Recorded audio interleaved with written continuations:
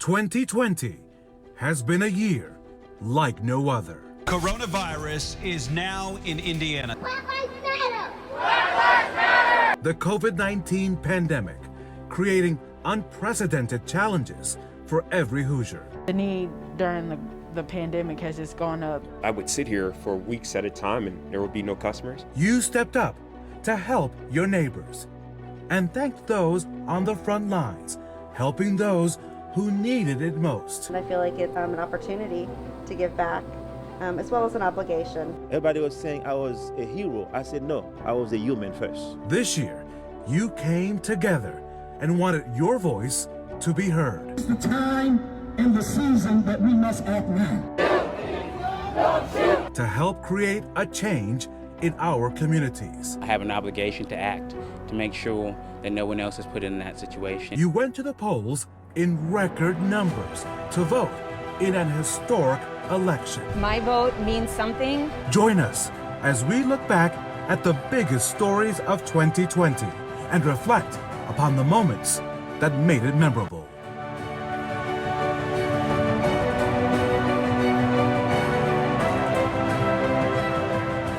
Tonight, we know that patient is a man who lives right here in Marion County. He is not here tonight at Community Hospital North, but this is where he came last night. After tests were run, this was confirmed as the state's first case of coronavirus. With the global spread of COVID-19, the question has never been if Indiana would get a case, but when we would see one. I have just signed and declared a public health emergency. We are now learning a second person has been diagnosed. The total number of cases in the state to 4. To those who think that we may be overreacting, I can assure you that we are not. Today's announcement from Indianapolis Mayor Joe Hogsett is unprecedented. The county's 11 school districts are the educational home to more than 130,000 students who will now be out of school starting tomorrow and will not return until April 6th. All St. Patrick's Day events in downtown Indianapolis are canceled. All Indianapolis Symphony Orchestra concerts are canceled until March 31st. And as Amanda said, basically all of the pro sports leagues that have been in action have suspended play as well. The PGA just announced an hour ago they will shut down for a month as well. Major League Baseball, the NHL, MLS adding to that list. Indy's minor league teams will be on hiatus as well, including the Indy Fuel, Indy 11, and the Indian. I would sit here for weeks at a time and there would be no customers. We've probably made more tough decisions in the past 8 months than we made in the past 8 years combined. We've all been stressed and we're putting in more hours and we're really learning what our limits are personally, professionally, education-wise, what physically our bodies can handle, and then for people to not wear masks or to fight the social distancing or to say it's a political issue. You know, your life is not a political issue to me. I'm going to come in every shift and I'm going to treat you like you're my family and I'm going to give you the best care I can. Like many school districts, Avon Community Schools has developed some new safety and health protocols for students as they come back to the classroom. Here in Indiana, Fort Wayne's Parkview Health and Clark Memorial Hospital in Jeffersonville both received initial doses of the COVID-19 vaccine this morning. These are pictures from Parkview Health. Again, that's in Fort Wayne. They're a physician, a nurse, a respiratory therapist, a pharmacist, a patient care tech, and an environmental services tech all received the vaccine shortly after noon. A somber governor and an emotional health commissioner delivering the news tonight that Indiana lost its first patient to the coronavirus. Roberta Shelton is from Marion County and she passed away on Monday. She was a huge advocate for Abby and Libby. She helped keep the story out there. But not just for Abby and Libby. She was an advocate for anybody that needed it. And the biggest day-to-day increase in deaths to date at 24. That makes the statewide total 102. Well, Indiana has now surpassed 500 COVID-19 deaths. Look at this map of statewide deaths by day from the Indiana Department of Health. As you can see, deaths in Indiana are surging once again after we saw a significant dip in May, June, July, August, and part of September. Really, from October on, deaths have steadily increased in the state. Tonight, the stadium lights at North Central High School are shining bright. It's a tribute to athletic director Paul Logan, who lost his battle with COVID-19 today. Ken Beckley's plans with his wife Audrey were cut short in August when she died because of COVID-19. To tell her everything that you would want to tell your spouse as he or she were dying. I also told her that I would be fine and the kids would be fine, and not to just hang on out of fear that we wouldn't be. More than 2,500 nursing home residents across the state of Indiana have died from COVID-19. Martha McCullough died May 16th at the age of 77. How much do you miss your mom? Very much. It's rough. I promised my dad I'd take care of her before he passed away, and he just passed away in 2019. And then they closed us down, and I couldn't get in.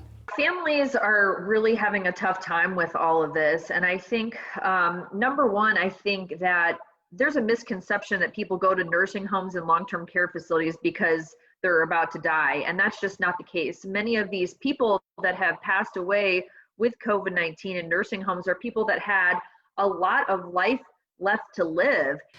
That's almost 6,000 Hoosiers who aren't here this year because of this virus. Each of these individuals has a name, a face, a family who loves them and is grieving.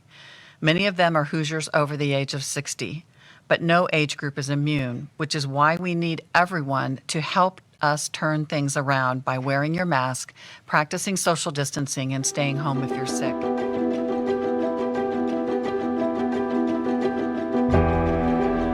An IMPD officer shot and killed 21-year-old Drayshawn Reed near West 62nd Street and Michigan Road on the northwest side of Indianapolis Wednesday evening. That's it. Remember his name, Sean Reed. Please, please, just tell your family or friends, keep them close, bro. Black lives matter. They matter. So many people keep dying for this. Please, please, tell everybody, bro. Is that fair? No! Is that fair? No! Black lives matter! Black lives matter! Black lives matter! Black lives matter! Don't shoot! Don't shoot! Don't shoot!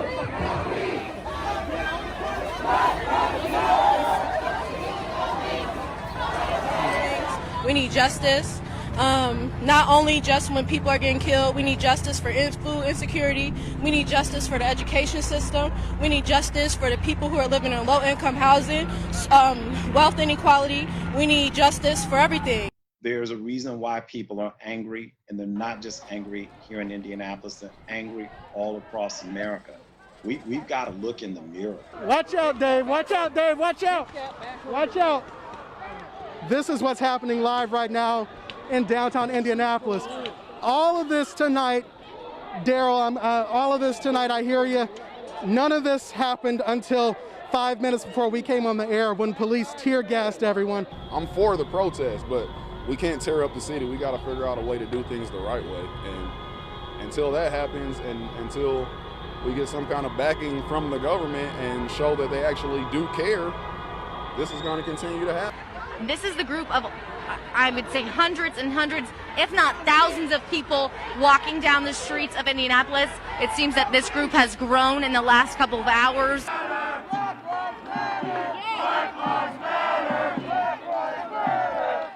When Dr. King was killed and that announcement was made here in Indianapolis to the nation, you had cities across the nation rioted and protested. Indianapolis did not. So 2020 was a year of change where people really got active. And not only did the people get active, but the people who they were talking to were listening. I wanted the police to hear our message. The police hear us. We have some people. We have police who hear us, who want the same justice and want the same peace that we do. Nobody hates a bad cop more than a good cop. Absolutely. It makes our job 1,000 times harder, right? Absolutely. But as I'm saying, this is the first start. This is how we work together. This is how we peacefully protest to be heard without destroying our city. If you're going to take the value of a chair over a life, then someone's going to want to show you the difference that this item can be replaced, but the lives that have been lost, once they're gone, they can't be brought back. We are here in front of the city county building The mayor's office is on the 25th floor. We've come with our list of demands for Indiana to lead the nation in police reform. Yeah.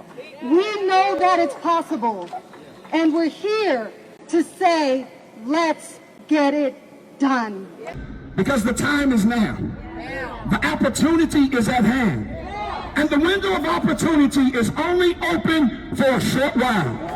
We cannot sit on the dock of the bay and watch the tide roll away, but we must come together and make sure that America lives up to its slogan, that this is the land of the free, no matter what color you are, and this is the home of the brave, and we are going to act now.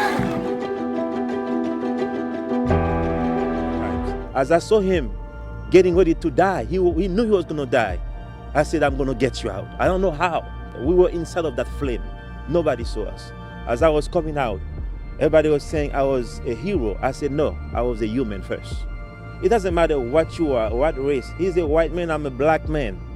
But we all are human. Senior boys of Bishop Chatard High School wanted to make sure that their female classmates had a special prom weekend, even though the dance was canceled due to the stay-at-home order. So on Saturday, they teamed up with Molly and Myrtle Flower Shop, which is owned by a school parent, and they delivered flowers to each of the senior girls, regardless if they're planning to attend the prom or not. It's Indianapolis artist William Denton Ray's depiction of our society. It kind of reinforces the impact of community when the characters are so close together and they're being safe and encouraging the community to wear masks. And again, the idea of just a cultural, group of characters coming together. First responders and other members of the community continue to rally around healthcare workers. This evening, the Sugar Creek Township Fire Department helped organize a procession outside Hancock Regional Hospital. It is huge what it does for morale, because we understand that we work with these folks every day, right? We're all in the same business, and that's taking care of our fellow human beings. And the fact that they care for us enough that they would all take their own time, they would come out, drive their vehicles through here to show their support for us is just amazing. Officer Jared Allen was one of the first to respond to the scene. Immediately, witnesses told him there were still 2 people trapped in the car. I just wanted to get out there and get to them. I didn't know how long they'd already been in the water. Rescued one of the kids and then went back with another officer to get the other one. We've had some bad press lately, as the police around the country have, so it feels good to get a little bit of thanks. But I mean, it's what most of us expect of all of the other officers around us and what the community expects from us. So if I can do anything to help at all, then it's not just something I can do, it's something I should do. He was just like this, he was this huge black man that just had a love for everyone. And Anna was a little teeny tiny thing. It's like polar opposites of people. You know, you had big and little, you had black and white, you had young and old. But they didn't see any of that in one another. They just saw, here's my friend. Here's somebody I can work alongside and make a difference. The need during the pandemic has just gone up exponentially. Like the number of people when we first started that we used to serve, that we would serve in like a month, we now serve in like a day. It's hard to see, but the community around me, around this pantry that builds us up is just so inspiring, and it gives me and others to drive to do more and be more for the community.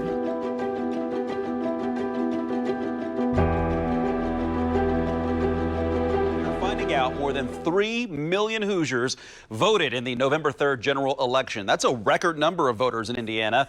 The Indiana Secretary of State's office says turnout was 65%, which is the highest turnout percentage the state has seen since 1992. To help with the change of who is actually running and governing us, I think a change is needed, and all the way to be important and be a part of that change is to come out and exercise my right to vote. I just wanted to make sure my vote was counted, and I did not want to leave it up to chance. So I wanted to get out here as early as possible. It's been a beautiful day. It's just really important we get out here and get that vote casted. Hundreds of Hoosiers lined up at the polls in Marion County. More polling machines means less waiting. But officials are being careful when it comes to adding machines because social distancing is a must. Well, she's a pretty calm baby, so that helps. But also, I just want to, set the standard for her early, teach her while she's young that voting is important. So hopefully, I can kind of leave a very important stamp with her when I leave. Yeah, votes add up. My vote means something, and I want to make sure it's in there. So if I don't vote, then I don't feel like I have any right to say anything about what's going on with our leadership. There's a lot going on in the country, and especially in our city. As we can see, things are still boarded up, and I think it's important to vote so we can make change. We need change.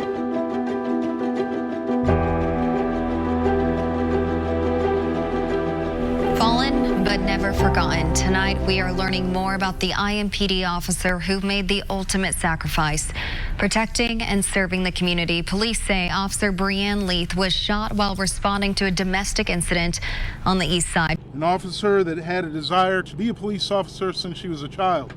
Officer Leith was kind and loving as a mother of a young child herself. She is the example of the type of officer we want on this department. Passionate, determined, God-fearing, beautiful. Officer Lee made the ultimate sacrifice on behalf of her brothers and her sisters. This is the first time in the track's century-old history that they host a funeral at the site. Station 231, Patrolman Leith is now 1042 for the last time.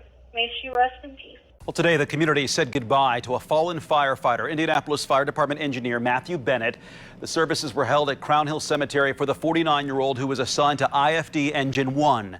On November 13th, Bennett drove Engine 1 to a possible structure collapse. Shortly after arriving on the scene, Bennett started complaining about chest pain. He died the following day at the hospital. The public and serving the community was what Matt was about. From a young age, I think his mother told us 11 years old, to when he passed away at age 49, a month short of his 50th birthday. Matt was all about protecting the community and serving the community. It's scenes like this, the flashing lights, the police tape, and a life lost. And it's a scene that keeps playing out in Indianapolis over and over again. It was at the Carriage House East apartment complex where those killings happened. 19-year-old Jalen Roberts, 20-year-old Marcel Willis, 21-year-old Braxton Ford, and 21-year-old Kamari Hunt were all shot inside an apartment there on Wednesday night. I am appalled, and every city and state official should be appalled. These are children and families torn apart by crime. Public safety is that of the government, not of the constituents. We have been putting handcuffs on and throwing people in jail for hundreds of years, and yet we still have crime. That's not the answer. Now, there are people that have to go to jail, and we're going to put them in jail. But we also, as a community, have to look in the mirror and address the issues that led us here. The overnight homicide means 100 people have been killed in Indianapolis since the beginning of the year. Now, community leaders say the city is on track to see a record number of homicides by the end of the year. Chris, he didn't know a stranger, regardless of, your race, your religion, your political views.